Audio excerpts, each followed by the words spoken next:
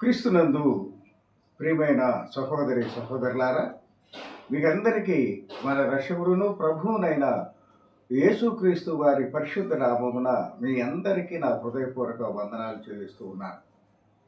ప్రియులారా, గమనించండి, యథావిధిగా మనము కొంతకాలము నుంచి దేవుని పరిశుద్ధ గ్రంథములో నుంచి అనేక అంశాలను మీకు తెలియచేస్తూ తద్వారా రక్షణ పొందటానికి ఏ రీతిగా మనం పాపము నుంచి విడిపింపబడతాము, ఏ రీతిగా దేవుని కృపకు పాత్రులమవుతాము, మన జీవితాన్ని ఎలా మౌలు చేసుకుంటే దేవుని సన్నిధి మనతో నివాసం చేస్తుంది అనే అంశాల మీద దేవుని యొక్క పరిశుద్ధాత్మ నడిపింపుతో అనేకమైనటువంటి విషయాలను మనము తెలుసుకున్నాం.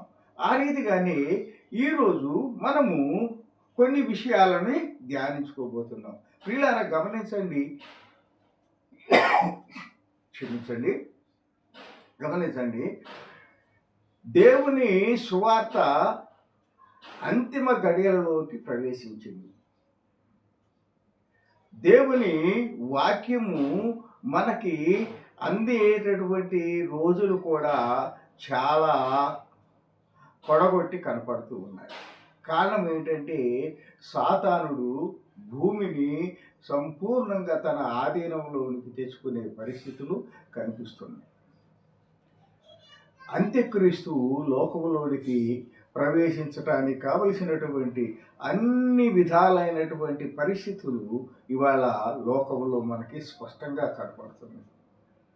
నేనే కాదు, అనేక మంది పెద్దలైనటువంటి దైవజనులు ఈ విషయాన్ని మనకి అనేకమైనటువంటి సోదాహరణలతో అనేకమైనటువంటి అంశాలను మనకి ఉదాహరణగా చూపిస్తూ దేవుని పరిశుద్ధ గ్రంథములో చెప్పబడినటువంటి హెచ్చరికలను మనకు గుర్తు చేస్తూ ఏ రీతిగా అంత్యదినాలలో మనం జీవిస్తున్నామో మనల్ని హెచ్చరిస్తూ మనల్ని సిద్ధపరచడానికి వారి వంతు ప్రయత్నం వారు చేస్తూ ఉన్నారు. ఆ కోవలోనే నేను కూడా నా యొక్క స్థాయి వరకు నాకు తగిన రీతిలో దేవుడు నాకు ఇచ్చిన నడిపింపును బట్టి నేను అదే యొక్క పని చేస్తున్నాను. అయితే నేను రెండవ రాకడకి ప్రాధాన్యత ఇవ్వను, కానీ రెండవ రాకడ ఒకవేళ దేవుని కృప వలన ఆలస్యమైతే ఆలస్యం అవ్వచ్చు. అనేకుల్ని ఇంకా రక్షణలోకి నడిపించాలని ఒకవేళ దేవుని చిత్తమైతే దేవుని రాకడ ఆలస్యం అవ్వచ్చు. కానీ నా మరణం ఆలస్యం కాదు కదా. నా మరణం ఆలస్యం కాదు, అనేకుల మరణం ఆలస్యం కాదు. ఎందుకని మనకి ప్రపంచంలోని లెక్కలు చెబుతున్నాయి కదా, పెద్ద పెద్ద అంతర్జాతీయ సంస్థలు. సెకండ్కి ఇంతమంది చచ్చిపోతున్నారు, నిమిషానికి ఇంతమంది చచ్చిపోతున్నారు, నిమిషానికి ఇంతమంది పుడుతున్నారు అని. కాబట్టి ఆ జనన మరణాలలో మనం కూడా ఉన్నాం. కనుక దేవుని రాకడ ఆలస్యమైనప్పటికీ మన మరణం పోస్ట్ పోన్ కాదు, మరణము నిశ్చయం. ప్రియులారా, గమనించండి, మరణం నిశ్చయం. మరణ దినము మనకి తెలియదు. ఎందుకని? మరణ దినం తెలిస్తే మనము తట్టుకోలేము. మరణ దినము తెలిస్తే నిజంగా మనం తట్టుకోలేము. ఒక 6 నెలల తర్వాత చనిపోవలసిన వాడినైనా నేను ఆ మనోవ్యధతో ఇంకా 6 నెలలు చనిపోతున్నాను అనేటటువంటి ఈ లోకరీతి ప్రేమతో శరీరాశలు, జీవోపటము, లోకాశలు నన్ను 6 నెలల ముందే నన్ను శారీరకంగా మానసికంగా బలహీనపరిచి చంపేస్తాయి. కాబట్టి దేవుడు గొప్పవాడు, జ్ఞాని అయినటువంటి వాడు కనుక మనిషికి మరణ నిశ్చయితను తెలియచేశాడు, కానీ మరణ దినాన్ని తెలియచేయకుండా మరుగుపరచడం జరిగింది. కనుకనే మనందరము ఇంకా బతుకుతాం అనేటటువంటి ఆశతో ఉంటున్నాము. మరణం గురించి భయం లేకుండా మనము జీవితాన్ని ముందుకి నడిపిస్తున్నాం. అయితే మరణము నిశ్చయం అనేటటువంటి భావన మాత్రము మన హృదయాంతరాలలో ఎప్పటికప్పుడు మనల్ని హెచ్చరిస్తూ ఉండేటట్లుగా మన యొక్క ఆత్మని మనము సిద్ధపరచుకొని ఉండాలి. ఎందుకంటే తెలియదు, మరణము ఎప్పుడో తెలియదు. కనుక సిద్ధపడాలి. మరణం అంటే చనిపోవటం కోసం కాదు, మనము చనిపోయిన తర్వాత ఉండేటటువంటి ఆ నిత్య జీవంలోనికి మన ఆత్మను ఎలా ప్రవేశపెట్టుకోవాలో దానికోసమే కదా ఈ పాటలు, ఈ కష్టము, ఈ యొక్క సోదరులు, ఈ శ్రమలన్నిటిని మనం ఎందుకు భరిస్తూ, ఎందుకు తల వంచుకొని ప్రతి దానికి మనము ప్రభు నామానికి మహిమ కలుగునగా.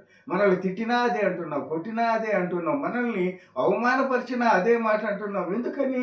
తనను తాను తగ్గించుకున్న వాడు హెచ్చించబడును. అలాగే మీరు ఈ లోకములో నన్ను బట్టి అనేక రీతిలుగా మీరు శ్రమలు శోధనలు అనుభవిస్తారు. అయినప్పటికీ మీరు వాటిని కడదాకా సహించితే మీకు గొప్ప బహుమానములు నిత్య జీవంలో పరలోక రాజ్యములో దొరుకుతాయి. నా తండ్రి మిమ్మల్ని అందరినీ మెచ్చుకొని మీకు బహుమానాలు ఇస్తారని దేవుని యొక్క వాక్యము మనకి సెలవిచ్చింది కాబట్టి, ఆ వాగ్దానాన్ని నమ్మినటువంటి బిడ్డలం కాబట్టి మనము ఇదిగో ఈ రీతిగా మనకు చేతనైనంత రీతిగా తల ఉంచుకొని బ్రతుకుతున్నాం, అవమానాలు భరించి బ్రతుకుతున్నాం. వీటి మధ్యనే మళ్ళీ దేవుని సువార్తను కూడా అనేకులకు అందించడానికి ప్రయత్నం చేస్తున్నాము. ఈ సువార్త కూడా కొద్ది రోజుల్లో అందకుండా పోయే పరిస్థితులు మనము చూస్తూ ఉన్నాం. కాబట్టి ప్రియమైన సహోదరి సహోదరులారా, నేను ఇవాళ చెప్పవలసిన అంశం ఏమంటే నమ్ముకొనుట.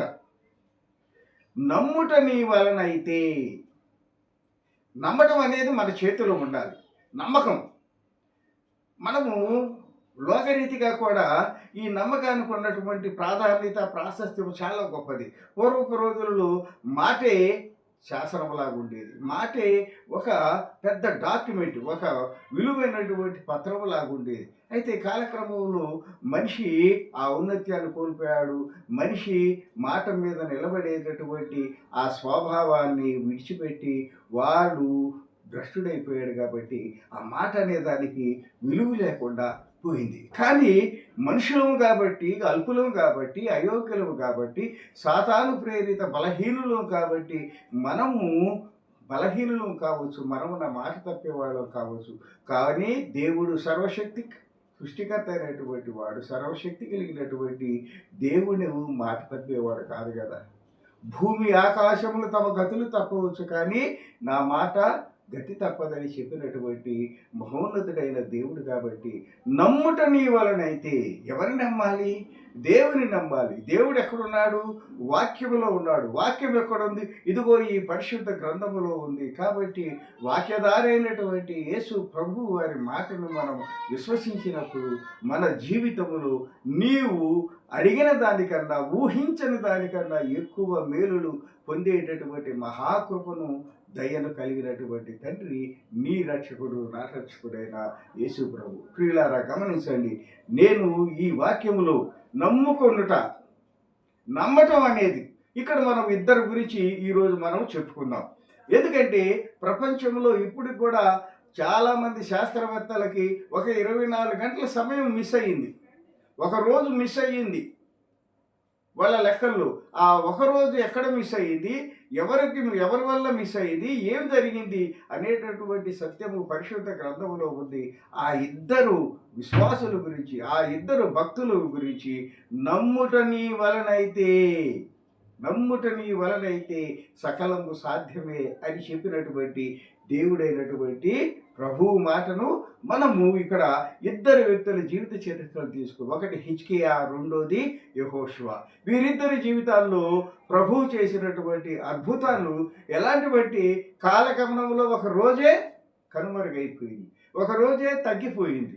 వారి కోసము ఒక రోజే తగ్గిపోయింది. ఎలా తగ్గిపోయింది, ఎందుకు తగ్గిపోయింది అనే విషయాలు. దీని ద్వారా మనం నేర్చుకోవాల్సింది ఏంటంటే విశ్వాసము, నమ్మకం.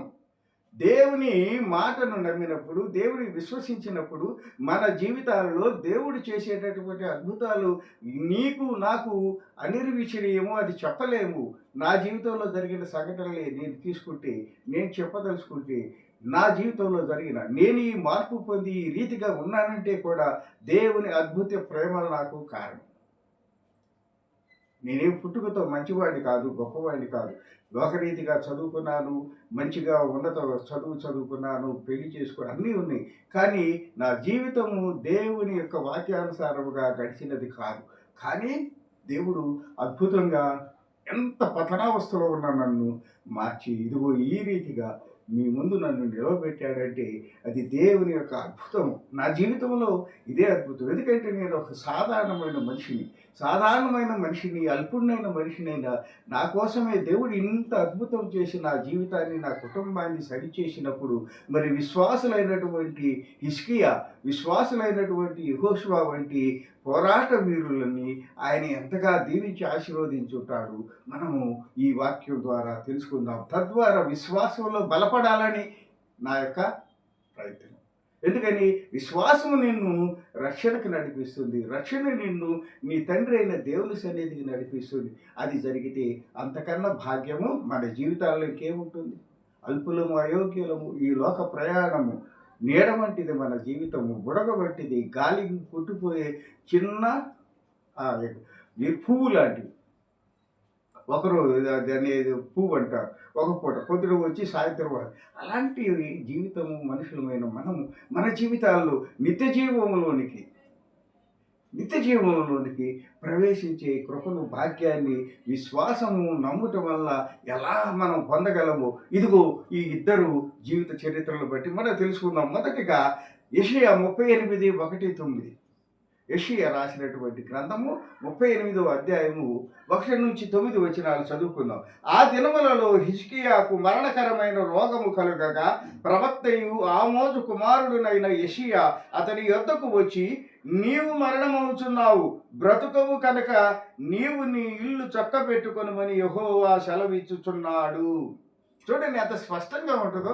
అసలు ఈ మాటలు అసలు మరణం గురించి ప్రవక్తలు చెప్పగలిగే స్థాయి, ఆ విశ్వాసం, ఆ నమ్మకం ఈ రోజుల్లో మనం చూస్తామా?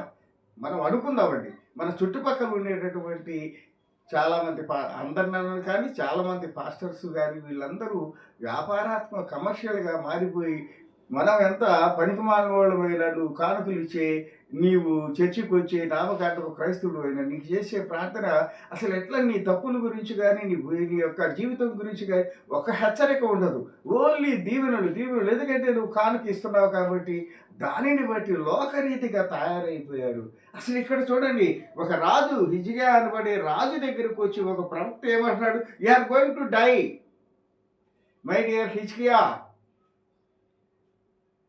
ఓ హిజ్కియా రాజా, నీవు మరణం అవుతున్నావు, నువ్వు చనిపోబోతున్నావు, నువ్వు బ్రతకవు. ఈయనెవరు ఆ మాట చెప్పడానికి? యెషయా ప్రవక్త ఎవరండి? ఒక రాజుని లేకపోతే ఒక మనిషిని నువ్వు మరణం అయిపోతున్నావు, నువ్వు బ్రతకవని చెప్పడానికి ఆయన ఎవరు? Who is he?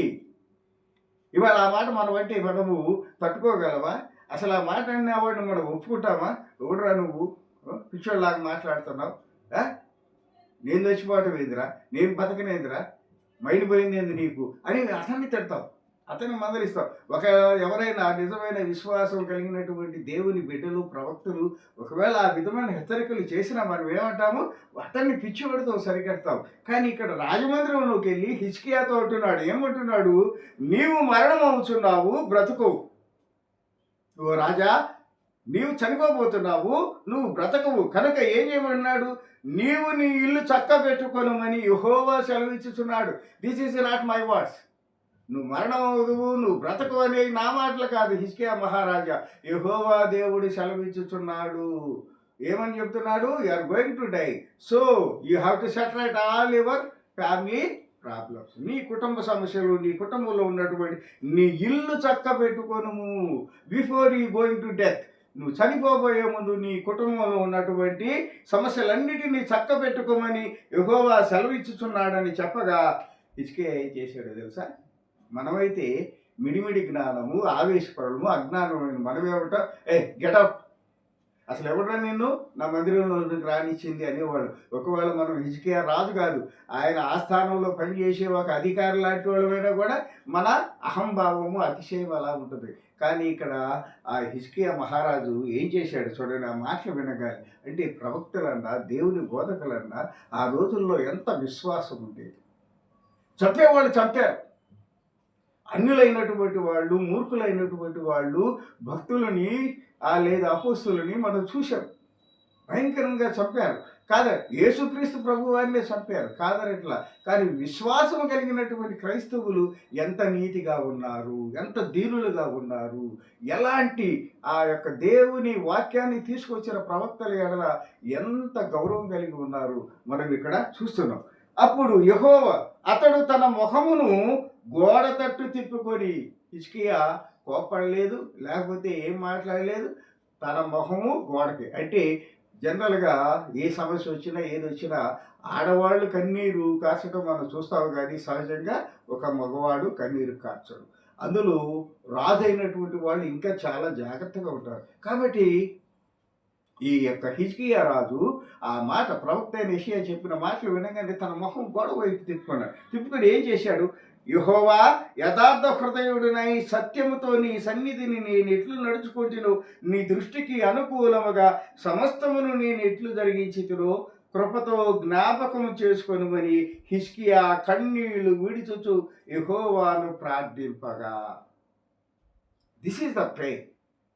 విరిగి నలిగిన హృదయముతో ఆ యొక్క హిజ్కియా గోడ వైపు తిరిగి తన రక్షకుడు అయినటువంటి సర్వ సృష్టికర్త అయిన యెహోవా దేవునితో ఏమంటున్నాడు? యథార్థ హృదయుడునై సత్యముతో. Am I not a righteousful man? నేను నీతివంతుడను. నా తండ్రి, నా ప్రభువా, నీకు తెలీదా నేను ఎలాంటి వాడినో?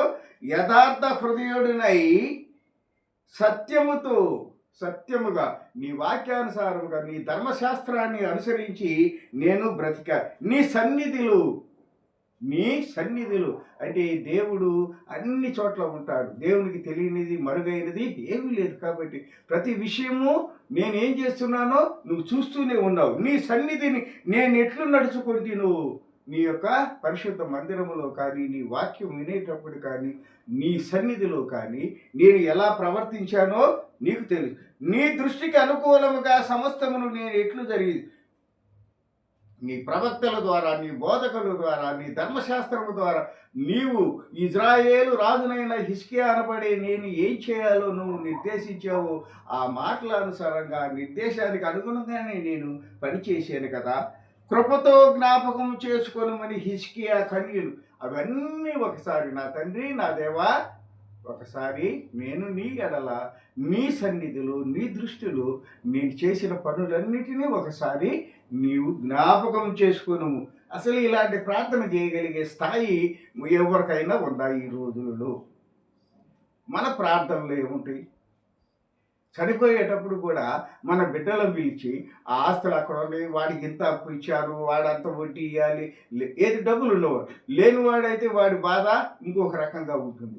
ఇలా మనము చనిపోతూ కూడా లోకరీతి ఆశలతో, లోకరీతి సంపద మీద, లోకరీతి ఈ బంధుత్వాల మీద, వాటి మీద మనము ప్రాకులాడుతూ ఉంటామే. కానీ ఈ రకంగా ప్రార్థన, నేను నీకేం చేశాను, నీ సన్నిధిలో నేను ఎలా ఉన్నాను, నేను ఎంత యథార్థ హృదయంతో, ఎంత సత్యంతో నేను బ్రతికాను, నా తండ్రి ఒకసారి జ్ఞాపకం చేసుకో అని ఆ చేసే ప్రార్థన. దావీదు గారు కూడా చనిపోతే ఏమన్నాడు కొడుకుని పిలిచి? ఇదిగో లోకస్తులందరూ పోగు మార్గంలో నేను పోతున్నాను, ఐఎమ్ గోయింగ్ టు డై, నేను చనిపోవడానికి సిద్ధంగా ఉన్నాను. ఎలా లోకస్తులు ఏ రీతిగా ఈ లోకాన్ని ఇడిచిపోయే రోజు వస్తుందో ఆ రోజు నా జీవితంలో ఇవాళ వచ్చింది. నేను చనిపోతున్నాను. యెహోవా యందు విశ్వాసం ఉంచి ఆయన ఆజ్ఞల్ని, ఆయన కట్టడల్ని అనుసరించి నీవు జీవించితే దేవుడు ఎల్లవేళలా నీతో ఉంటాడు. చూడండి, ఒక మనిషి చనిపోతూ తన ప్రాణం గురించి వేదన లేదు, తను ఈ ఇంత సువిశాలమైన రాజ్యాన్ని వదిలిపెట్టి, అధికారాన్ని వదిలిపెట్టి వెళ్తున్నాను అనేటటువంటి బాధ లేదు. ఏమంటున్నాడు? బిడ్డకి ఎంత విశ్వాసంగా ఉండాలి, దేవుని యెహోవా దేవుని ఏ రీతిగా తన క్రియల ద్వారా ఆయన సన్నిధిని నీతో ఉంచుకోవాలనే విషయాలు చెప్పి దావీదు గారు వర్ణించాడు. ఇక్కడ కూడా హిజ్కియా ఏమంటున్నాడు? నీ సన్నిధిలో ఎంత యథార్థవంతుడిగా నేను బ్రతికాను ఒకసారి గుర్తు చేసుకోమంటున్నాడు. అలాగే కృపతో జ్ఞాపకం చేసుకోనమని హిజ్కియా కన్నీళ్లు విడుచుతూ యెహోవాను ప్రార్థించగా యెహోవా వాక్కు యెషయాకు ప్రత్యక్షమై ఎలాగూ సెలవిచ్చారు. ఎప్పుడైతే కన్నీటితో విరిగి నలిగిన హృదయంతో హిజ్కియా గారు ప్రార్థన చేశారో, ఇంకా రాజమందిరం పూర్తిగా విడిచి ఆ యొక్క ప్రవక్త అయిన యెషయా ఆ యొక్క ప్రాంగణం, రాజ ప్రాంగణం దాటి వెళ్ళలేదు. ఈ లోపలే తిరిగి యెహోవా వాక్కు యెషయాకు ప్రత్యక్షమై ఈలాగు సెలవిచ్చెను, నీవు తిరిగి హిజ్కియా యొద్దకు పోయి అతనితో ఇట్లనుము, నీ పితరుడైన దావీదునకు దేవుడైన యెహోవా నీకు సెలవిచ్చున్నదేమనగా, నీ పితరుడైన దావీదునకు దేవుడైన యెహోవా నీ పూర్వీకుడు నా చిత్తానుసారుడైనటువంటి దావీదుకు దేవుడైన నేను, ఆయన వారసుడు అయినటువంటి యూదా వంశానికి చెందినటువంటి నీవు నీ దగ్గరికి ఇప్పుడు మాట తీసుకొని వస్తున్నాడు. ఏమని? నీ పితరుడైన దావీదునకు దేవుడునైన యెహోవా నీకు సెలవిచ్చినదేమనగా, ఇప్పుడు go and tell these words to that king of Israel Hezekiah. ఏమంటున్నాడు? నీవు కన్నీళ్లు విడుచుట చూసి తిని. Praise the lord, praise the lord, praise the Lord. మన కన్నీళ్లు మన పక్కన వాళ్ళు, మన రక్త సంబంధికులే మనల్ని పట్టించుకోరండి. భయంకరమైన చూస్తున్నావు కదా, వృద్ధులైన తల్లిదండ్రులు కన్నీరు కారు, స్వయా మా ఆరోగ్యం బాగాలేదు, మా పరిస్థితి బాగాలేదు, అరే తినడానికి అన్నా కూడా పట్టించుకొని బిడ్డలు మనం చూస్తున్నాం. కన్నబిడ్డల ఆకలితో వెలుస్తుంటే తండ్రులు తాగి బజార్లెంబడి తిరిగి పరిస్థితులు, బిడ్డలు వదిలిపెట్టి తల్లులు విచ్చలవిడిగా జీవించే పరిస్థితులు మనం చూస్తున్నాం. ఇది ఈ లోకంలో ఈనాడు పతనమైనటువంటి మానవ సమాజంలో మనం చూస్తున్నాం. అయితే ఇక్కడ చూడండి ఏమంటున్నాడు, నీవు కన్నీళ్లు విడుచుట చూచి తిని నీ ప్రార్థన నేను అంగీకరించి ఉన్నాను. ప్రార్థన అంగీకరించే దేవుడు, ప్రార్థన వినే దేవుడు. ప్రార్థన అంటే ఏంటి? దేవునితో ముఖాముఖిగా మాట్లాడటం అండి.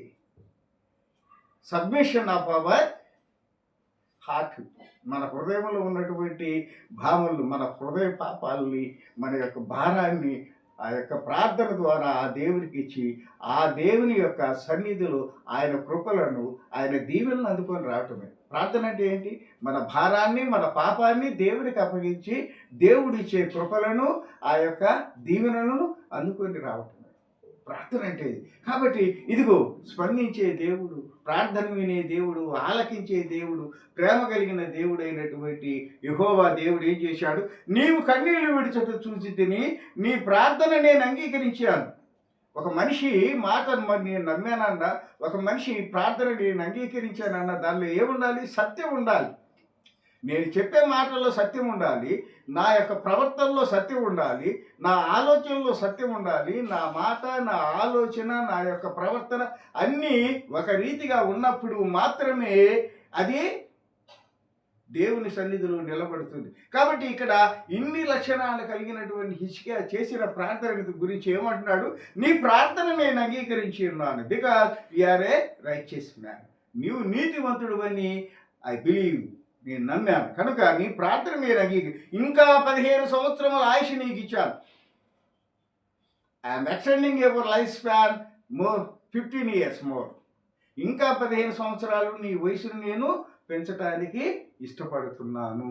మరి ఈ పట్టణమును నేను కాపాడుతూ నిన్నును ఈ పట్టణమును అశూరురా చేతిలో పడకుండా విడిపించేదును. నాట్ ఓన్లీ దట్, నీ యొక్క ఆయుష్ను 15 సంవత్సరాలు పెంచడమే కాదు, నీ చుట్టూ ఉన్న బలవంతుడైన శత్రువైన అశూరు రాజును కూడా నీ దేశం మీదకి రానీను, నీ ప్రజల మీదకి రానీను. ఈ యొక్క యెరూషలేము పట్టణానికి, నీ రాజ్యానికి ఎలాంటి కీడు అపాయం జరగకుండా కాపాడుతాను. నాట్ ఓన్లీ వన్ బ్లెస్సింగ్ అందే. మనము పౌలు గారు రాసినటువంటి ఆ యొక్క ఎఫెసీయులకు రాసిన పత్రికలు నువ్వు అడుగు వాటికన్నా, నువ్వు ఊహించు వాటికన్నా ఎక్కువ ఇచ్చేటటువంటి దేవుడై ఉన్నాడు. కనుక ఇక్కడ ఏమంటున్నాడు? నీకు ఆయుష్ ఇస్తున్నాను. ఎందుకని? నీ ప్రార్థనలో నీతి ఉంది, సత్యం ఉంది, నీకు ఆయుష్ ఇస్తున్నాను. అంతేకాదు, నీ చుట్టూ ఉన్నటువంటి బలమైన రాజు అయినటువంటి అశూరు రాజును కూడా నీ రాజ్యం మీదకి రాకుండా, నీ ప్రజలకి ఏ రకమైన అపాయం రాకుండా నేను కాపాడుతాను అని చెప్పమని పంపించాడు. యెహోవా తాను పలికిన మాటలు నెరవేర్చునన్నట్టుకు ఇది యెహోవా వలన నీ కలిగిన సూచన. ఆహాజు ఎండ గడియారము మీది సూర్యుని కాంతి చేత దిగిన నీడ మరలా 10 మెట్లు ఎక్కజేసేదను. అప్పుడు సూర్యకాంతి దిగిన మెట్లలో అది 10 మెట్లు మరలా ఎక్కాడు. ఇదండి, ఒక రోజులో 10 గంటలు ఇక్కడ దేవుడైనటువంటి యెహోవా దేవుడు హిజ్కియాకి తగ్గించాడు. ఎందుకు తగ్గించాడు? హిజ్కియా ఆ యొక్క దేవుని యొక్క ప్రవక్త మాట నమ్మలేకపోయాడు, ఆశ్చర్యపడిపోయాడు. ఏంటి, దేవుడు నా ప్రార్థన ఆలకించాడా? నాకు 15 సంవత్సరాల ఆయుష్ పెంచాడా? నా శత్రువు, బలవంతుడైన శత్రువైన అశ్షూరు రాజుని నా మీదకి రాకుండా, నా ప్రజలకి ఎలాంటి ప్రమాదం జరగకుండా కాపాడుతానని వాగ్దానం చేశాడా అనే మాటని నమ్మలేకపోయాడు. నేను బ్రతికుంటాను అంటానికి దేవుడు నిజంగానే నీతో మాట్లాడుంటే మరి నువ్వు కలిసిన టైం ఎప్పుడు? దగ్గర 10 గంటలు అయింది. కాబట్టి దేవుడు మళ్ళీ గడియారాన్ని 10 గంటలు వెనక పంపించి, నువ్వు ఎప్పుడైతే నాతో మొదట నేను చనిపోతానని చెప్పావో ఆ సమయానికి మళ్ళీ వస్తే నేను నమ్ముతానన్నప్పుడు దేవుడు ఏం చేశాడు? ఆ యొక్క సమయాన్ని తీసుకొచ్చి ఉదయము సమయాన్ని చేశాడు. 10 గంటల సమయాన్ని యెషయా ప్రవక్త హిజ్కియాతో మాట్లాడి వెళ్ళిపోయి తిరిగి వచ్చి మళ్ళీ ఆయనతో మాట్లాడే సమయానికి 10 గంటలు గడిచింది. ఈ 10 గంటల సమయాన్ని ఏం చేశాడు? నేను నిజంగా ప్రభువు నీతో ఆ మాట సెలవిస్తుంటే ఆ సమయాన్ని తగ్గించి నాకు నమ్మకం కలిగించబట్టి దేవుడు ఏం చేశాడు?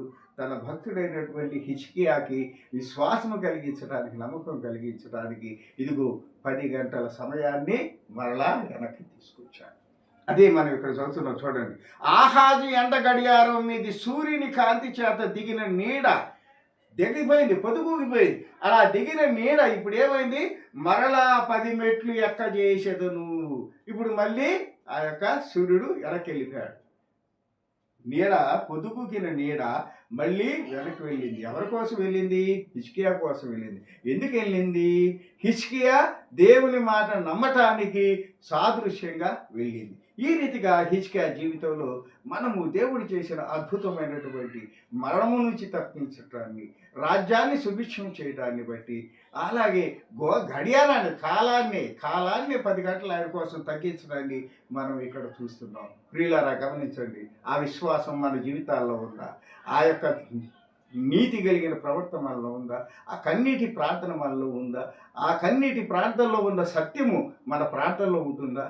నేను నీ సన్నిధిలో ఎలా ఉన్నానో నీకు తెలుసు ప్రభువా, నేను ఎంత నీతిగా ప్రవర్తించానో నీకు తెలుసు ప్రభువా, ధర్మశాస్త్రాన్ని నేను ఎలా పాటించానో నీకు తెలుసు ప్రభువా అని చెప్పి దేవుని సన్నిధిలో నీ నిజాయితీని చెప్పి ప్రభువుని ఒప్పించి నీవు దీవెనలు పొంది ఆత్మీయ స్థితి మనలో, నీలో కానీ నాలో కానీ ఈనాటి సమాజంలో ఉన్నటువంటి వ్యక్తుల్లో ఉందా అంటే అది చాలా ప్రశ్నార్థకమే. కాబట్టి ఇది మనకు ఒకటైతే, రెండవది మనకి యెహోషువ. మొదట్లో మనం చెప్పుకున్నట్టు యెహోషువ యొక్క విషయాలు మనము చూద్దాం. యెహోషువ 10వ అధ్యాయము 12-13 వచనాలు. ఇది మరొక అద్భుతమైనటువంటి. మోషేతో నేను ఏ రీతిగా తోడున్నాను యెహోషువ, నేను నీతో కూడా అలాగే తోడుండి నిన్ను వీరుడిగా నడిపిస్తాను. ఇదిగో ఈ ఇజ్రాయేల్ జనాంగానికి అంతటికి నీవే నాయకుడవు అని యెహోవా దేవుడు యెహోషువకి వాగ్దానం చేసి దీవించి ఆశీర్వదించినటువంటి దేవుడు. ఇప్పుడు యుద్ధం జరుగుతుంది. యుద్ధంలో ఇశ్రాయేలు సైనికులు విజృంభణ చేస్తూ శత్రు సైనికుల్ని చంపేస్తూ ఉన్నారు. అయితే సూర్యుడు అస్తమిస్తున్నాడు. ఈ టెంపో మళ్ళీ రేపు ఉండదు. అలాగే శత్రువులకి భయం ఏర్పడింది, మనం చనిపోతున్నాం, ఓడిపోతున్నాం అని. ఈ పరిస్థితి మళ్ళీ ఇప్పుడు వదిలేస్తే ఈ రాత్రికి మళ్ళీ వాళ్ళ శత్రువులు బలం పుంజుకొని మరికొంత సైన్యాన్ని అదనంగా ఎక్కడి నుంచైనా తెచ్చుకొని తిరిగి మనతో పోరాటం చేసి పరిస్థితి ఉంది. కనుక ఈ యుద్ధము వాళ్ళు ఓడిపోతారనే భయంలో ఉన్నటువంటి శత్రువుల్ని అదే ఊపులో మనము వాళ్ళతో యుద్ధం చేసి వాళ్ళు ఓడించి వాళ్ళ హతం చేస్తే బాగుంటుంది కదా. మరలా ఇంకొక రోజు అంటే అది మనకి రేపు పరిస్థితులు ఎలా ఉంటాయో అని ఆలోచించి ఆందోళన చెంది భయపడినటువంటి యెహోషువ దేవుని సన్నిధికి వచ్చి ప్రార్థన చేస్తున్నాడు. ఏం చేస్తున్నాడు మనము ఇప్పుడు చూద్దాం. ఎక్కడ 10వ అధ్యాయము యెహోషువ గ్రంథము 10వ అధ్యాయము యెహోషువ 12-13 వచనాలు మనము చదువుకుందాం. యెహోషువ గ్రంథము 10వ అధ్యాయము 12-13 వచనాలు మనం చదువుకుందాం. ఏంటది? యెహోవా ఇశ్రాయేలీయుల ఎదుట ఆమోరీయులను అప్పగించిన దినమున ఇశ్రాయేలీయులు వినుచుండగా యెహోవాకు ప్రార్థన చేసెను. ఎవరితో చేస్తున్నారు? అమోరీయులనే సైన్యముతో, శత్రు సైన్యంతో యుద్ధం చేస్తున్న సమయమున ఇశ్రాయేలీయులు వినుచుండగా, ఆ యొక్క పెద్దలు, ఆ యుద్ధానికి నాయకత్వం వహించే వాళ్ళందరూ వింటూ ఉండగా, ఇదిగో ఈ రీతిగా యెహోషువ దేవునికి ప్రార్థన చేశాడు. ఏమని? సూర్యుడా నీవు గిలియోనులో నిలువుము, చంద్రుడా నీవు అయ్యాలోను లోయలో నిలువుము, జనులు తమ శత్రువుల మీద పగ తీర్చుకున్న వరకు సూర్యుడు నిలిచెను, చంద్రుడు ఆగెను. Praise the lord, praise the lord, praise the lord. ఇందాక ఒక యోధా భక్తుడి విషయంలో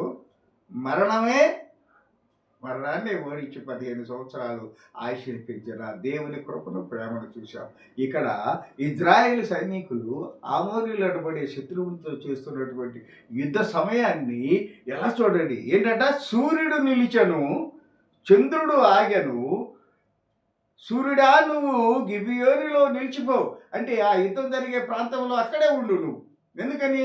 సూర్యుడు అస్తమించితే యుద్ధం ఆపాలి కనుక అలా యుద్ధం ఆపకుండా నీవు అక్కడే ఉండిపో అంటే అర్థమేంటి? సూర్యుడు అస్తమించే సమయం అయింది, కానీ ఆ సమయం ఆగకుండా అట్లా ఎంత గడిచిందో తెలుసండి? 14 గంటలు.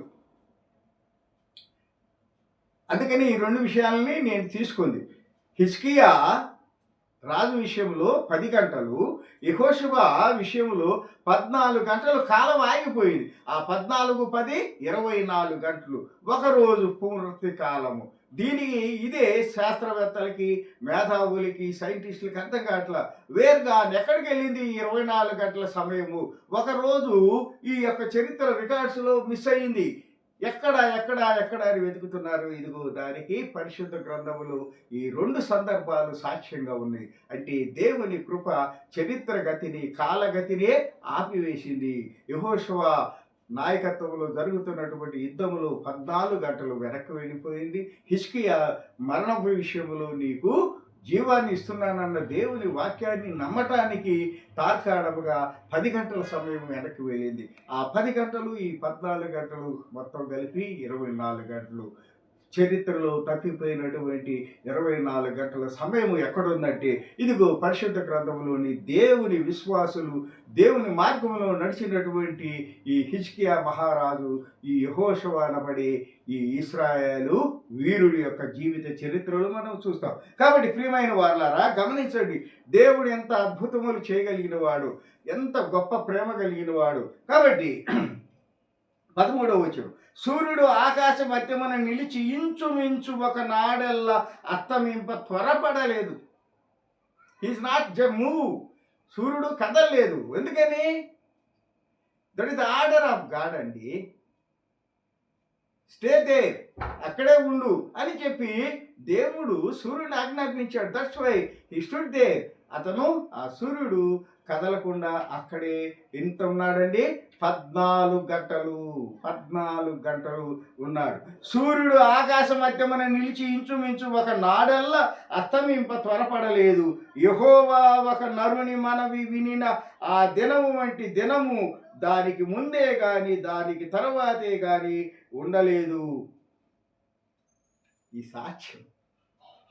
ఈ సాక్ష్యం నీకు ఇంకా ఎక్కడైనా దొరుకుతుందండి.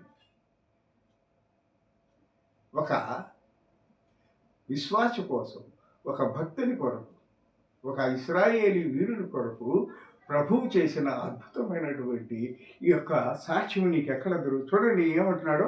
యెహోవా ఒక నరుని మనవి విని ఆ దినము వినిన ఆ దినము వంటి దినము దానికి ముందే గాని దానికి తరువాతే గాని ఉండలేదు. Praise the lord, praise the Lord. That is the love of God. That is the richness of our God. అందుకనే యెహోవా దయాళుడు, ఆయన కృప నిరంతరమును. కనుక ప్రియులారా, సహోదరులారా గమనించండి. ఎందుకు నేను ఈ విషయాలు చెప్పానంటే మనము విశ్వాస స్థాయిలో ఎక్కడున్నాము? నమ్ముట మన వల్ల అయితే ఏమి నమ్ముతున్నాం? మనము లోకాన్ని నమ్ముతున్నాం, డబ్బులు నమ్ముతున్నాము, ఆస్తులు నమ్ముతున్నాము, మన అధికారాన్ని, మన హోదాన్ని నమ్ముతున్నాము, మోసం చేయటాన్ని, ఎదుటివాడిని కన్నింగ్ చేయడాన్ని ఇవి మనం నమ్మి వాటి మీద బ్రతుకుతున్నాం. ఎలాగో అలాగా బ్రతుకుతావు. ఎలాగో అలాగా బ్రతికితే నీవు క్రైస్తవుడు అనిపించుకోవండి. భ్రష్టుడు అయిపోతావు. నువ్వు ఆడ మనిషివిగా, మగ మనిషివిగా ఎవరైనా సరే తన క్యారెక్టర్‌ని, తన వ్యక్తిత్వాన్ని పాడు చేసుకొని ఎలాగైనా బ్రతుకుతాను. అంటే నీవు ఈ లోకరీతిగా బ్రతికితే గొప్పవాడిగా, గొప్పదానిగా అనిపించుకోవచ్చు. కానీ వాట్ అబౌట్ యువర్ నీ జీవితం ఏంటి? నీ సోల్, నీ ఆత్మని నువ్వు ఎక్కడికి పంపించుకుంటున్నావు? ప్రియులారా గమనించండి. భయంకరమైన శాపము నీ మీదకి తీసుకుంటున్నావు. నీ మీదకే కాదు, నీ బిడ్డలు, నీ కుటుంబం మీదకు తీసుకుంటున్నావు. తాత్కాలికమైన సుఖాల కోసం, తాత్కాలికమైనటువంటి ఈ లోక భోగాల కోసము నిత్య జీవాన్ని కోల్పోతున్నావు. నిత్య జీవాన్ని కోల్పోతున్నావు. నిత్య సంతోషాన్ని కోల్పోతున్నావు. యుగ యుగాలు దేవుని సన్నిధిలో ఉండాల్సిన నీ ఆత్మ ఇదిగో అగ్ని గంధకాలతో నిన్ను పాతాళంలో వెళ్ళిపోతుంది. దేవుని కృప ఇంత స్పష్టంగా, ఇంత ప్రేమగా ఉండి కాలాన్నే ఆపివేస్తే మరి నువ్వు నేను మరి అంత గొప్ప దేవుడి బిడ్డలమై అని చెప్పుకుంటున్నాం. బిడ్డలుగా బ్రతకడానికి ఇష్టపడుతున్నాం. ఇంకా మనలో ప్రవర్తనలు సత్యం లేకపోతే ఎలా? ఆ కన్నీటి ప్రార్థన ఎంతగా నీ సన్నిధిని నేను ఎలా ఉన్నానో నీకు తెలుసు కదా ప్రభు అని హిజ్కియా చేసిన ప్రార్థనలు ఒక 100% మనము సత్యముతో, నీతితో దేవుని సన్నిధిలో ప్రార్థన చేసే స్థాయిలో ఉన్నామా? ప్రియులారా గమనించండి. మన జీవితాలను మన చేతులారా నాశనం చేసుకోండి. ఇదిగో పరిశుద్ధ గ్రంథం మనకి ఎన్ని విషయాలు నేర్పుతుంది. ఎంత నేను ఇప్పుడు మేమందరం ఏమన్నా మేధావులమా? కాదు కదా. ఇదిగో ఈ పరిశుద్ధ గ్రంథాన్ని చదివి చదివి చదివి పెద్దల మాటలు విని తద్వారా నేర్చుకున్న జ్ఞానంతోనే మేము మీతో మాట్లాడుతున్నాము. ఎందుకని? మేము దేవుని కృపను బట్టి, అనేక మంది పెద్దల ప్రార్థనలు బట్టి మేము రక్షించబడ్డాం. మీరు కూడా ఆ రీతిగానే రక్షించబడాలి.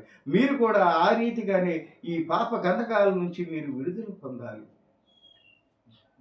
అగ్ని గంధకములతో కూడిన నరకాగ్ని నుంచి మీ ఆత్మలు రక్షించబడాలని అనేది ఒక్కటే మా తాపత్రయం. ఈ లోకంలోనే మన కులాలు, మన మతాలు, మన రంగులు, మన ప్రాంతాలు, మనందరము దేవుని బిడ్డలమై ఉన్నాం. ఇది ఒక్కటి మీరు మనసులో పెట్టుకోండి. మనందరము దేవుని బిడ్డలమై ఉన్నాం.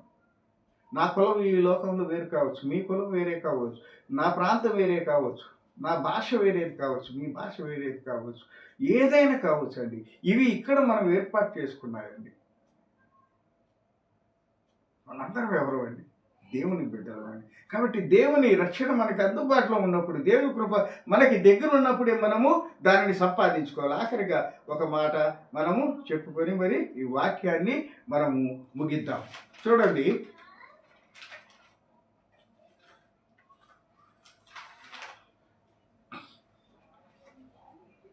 యెహోషువ 3వ అధ్యాయము 5 వచనాలు మనము చదువుకుందాం. యెహోషువ 3వ అధ్యాయము